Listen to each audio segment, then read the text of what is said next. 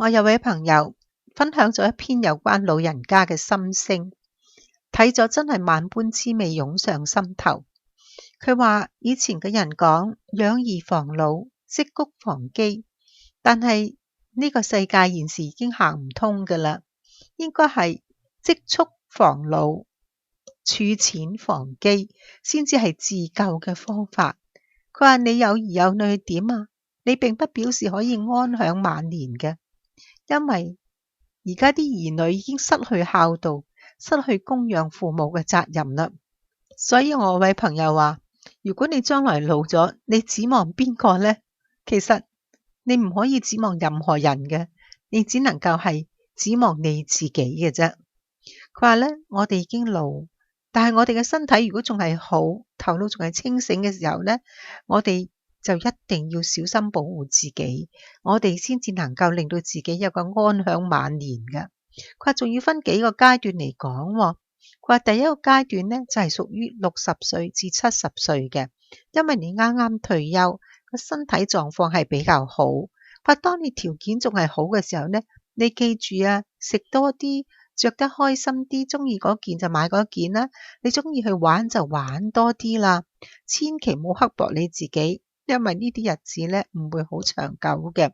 你把握住現在，你有錢就揸住喺手，有間屋就千祈唔好賣，等到你自己就算百年歸老嗰陣時咧，你先至俾佢哋啦咁。有啲細路仔如果佢係孝順你嘅咧，經濟許可嘅咧，佢俾錢你就係佢哋感恩嘅啫，唔好拒絕佢哋孝敬你啊。但係咧都係呢啲額外嘅啫，最緊要都係你自己安排好你自己嘅生活。佢話第二個階段咧，當你70歲嘅時候，如果身體托賴，冇病冇痛，仲能夠自己照顧自己咧，咁都幾好嘅。但係不過你真係要知道你係老啦，你慢慢嘅體力精力都會慢慢差落去，反應又會慢咗。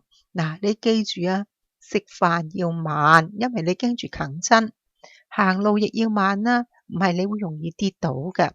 佢話咧要照顧好自己，千祈唔好再管你啲兒女啦，唔好理嗰啲孫啦。佢話你管咗成世啦，你而家應該自私啲照顧你自己就好啦，其他乜嘢你都唔好理。佢話第三個階段咧，你嘅身體開始唔好啦，你要求孕啦噃。但係呢個時候咧，你一定要有所準備。其實所有嘅人都唔能夠逃過呢一關嘅。你要調整好你嘅心情，要去適應呢一個階段。佢話生老病死咧，我哋要處之泰然。呢個係人生最後嘅階段，冇人應該逃避得到。咁我哋仲有咩可怕咧？你點樣做啊？你如果真係咁差嘅時候，需要人照顧，入養老院咧，或者屋企環境許可咧，請人翻嚟照顧你咧，係要量力而行嘅，總有辦法解決嘅。但係千祈唔好依賴啲仔女啊，唔好俾佢哋太大嘅心理壓力或者經濟嘅負擔，你自己盡量去克服呢啲。咁我朋友仲話，佢話當你第四個階段嘅時候呢，就係你身體已經百病纏身，冇辦法係治癒，生活質素係好差噶啦。但係你嘅頭腦啊，竟然係好清醒噶噃。咁呢個時候咧，就要敢於面對死亡，堅決同家人講唔好再搶救，唔好做啲無謂嘅花錢而自己又更加受罪嘅搶救工作。佢話最緊要咧，唔好到時又電擊又插管又要切開個氣管，呢啲一定都唔好做，唔好為自己喺個人生最後階段仲受咁多嘅折磨痛苦啦。所以咧，佢話作為一個老人家咧，有幾件事我哋要注意嘅。第一件事咧就係要能夠老健，即係老來健康。咁平時要注重3種嘅情況。第一就係要食得營養，第二樣咧就注重你嘅保養，第三咧就要有修養，唔好咁勞氣，你自然個人就會開心啲啦。第二樣嘢咧就要老居，佢意思即係話咧，你老來獨居咁解，唔好同啲兒孫一齊住啦，無謂過住啲忍氣吞聲嘅生活，你不如獨自享受單身嘅樂趣啦咁。佢話第三咧就係你嘅老本。嗱，既然要養兒無法養老，不如你自己就係儲起啲老本嚟自己養自己啦。唔到你死嗰一刻咧，都唔好分家，啲錢一定要傍身。所以中國人講句親生仔不如近親錢，就係咁解啦。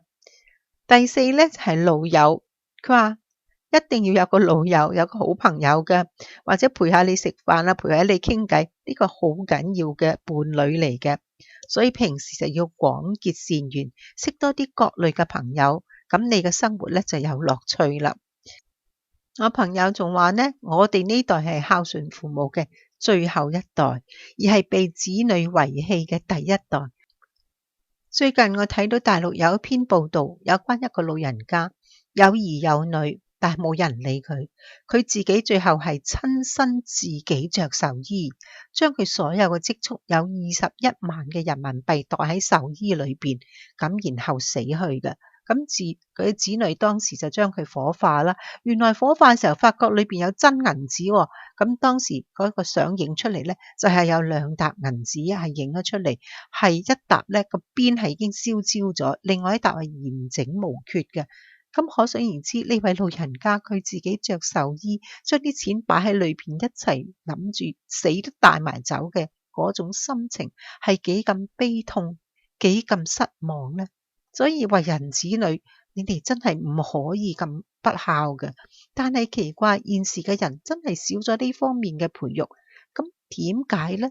所以提醒大家，有機會仲係有子女喺度，能夠教育嘅時候，唔好錯失呢個機會，一定要教佢哋百行孝為先，孝順父母。自己以身作則，孝順自己嘅父母，佢哋睇到自己父母點樣孝順祖父母嘅時候，佢哋就會有樣學樣，咁你將來你嘅子女亦會孝順你。